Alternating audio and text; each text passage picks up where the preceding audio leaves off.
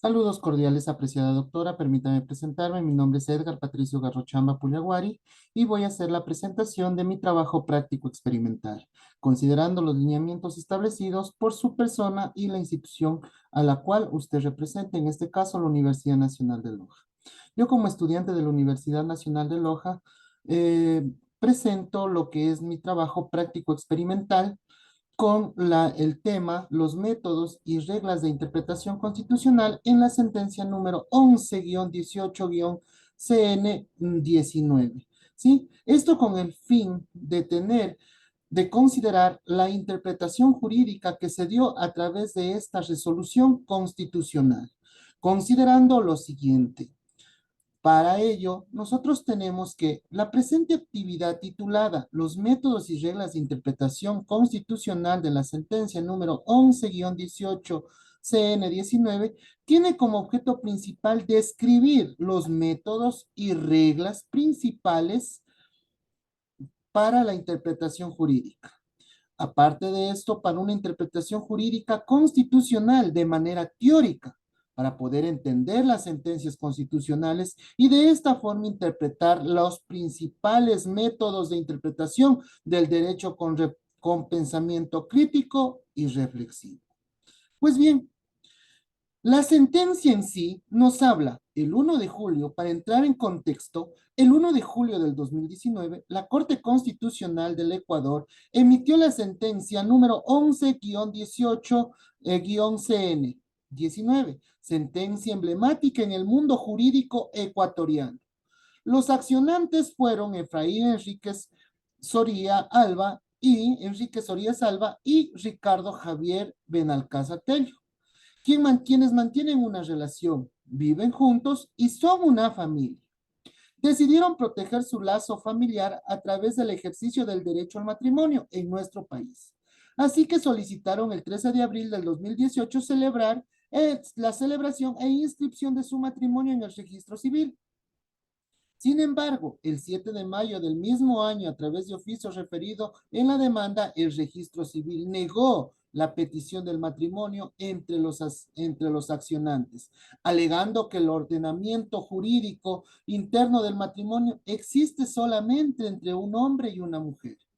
Y que bien, si es cierto, la Corte Interamericana de los Derechos Humanos reconoce al matrimonio entre personas del mismo sexo, y ha incitado a los países de la región a adecuar las legislaciones para que tengan una vía libre de ese derecho. Sin embargo, en el Ecuador no se ha hecho las reformas legales pertinentes en sentido por lo que la normativa no podía aplicarse. De ahí viene la sentencia en el año 2019, en donde la Corte Constitucional emite una sentencia favorable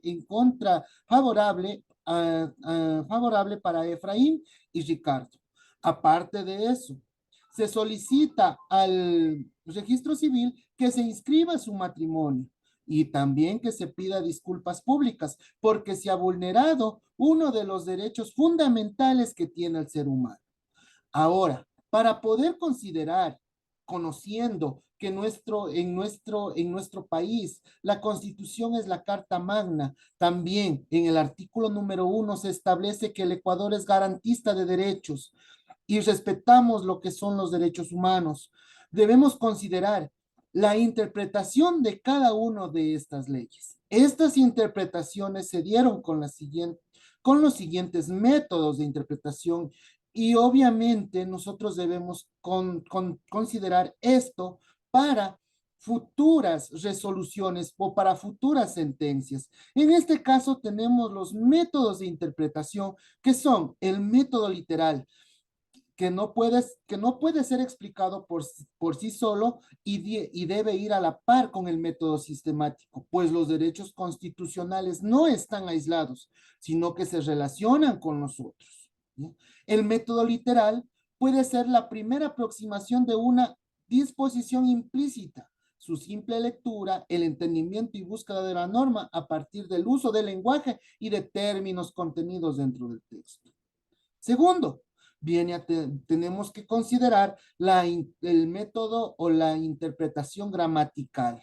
Este método propone encontrar el sentido de la norma de una cláusula en el texto de la misma, es decir, a partir de su literalidad, se atribuye un significado a los términos empleados en redacción por el legislador o los contratantes.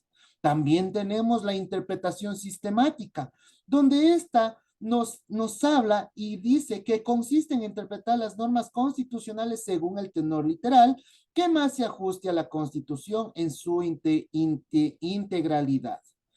Parece que la literalidad debe ir acompañada de un método de interpretación sistemático dentro de una constitución. Y finalmente tenemos el método teleológico, donde esta interpretación consiste en atribuir significados a una norma o a una cláusula atendiendo a la finalidad del precepto o del pacto.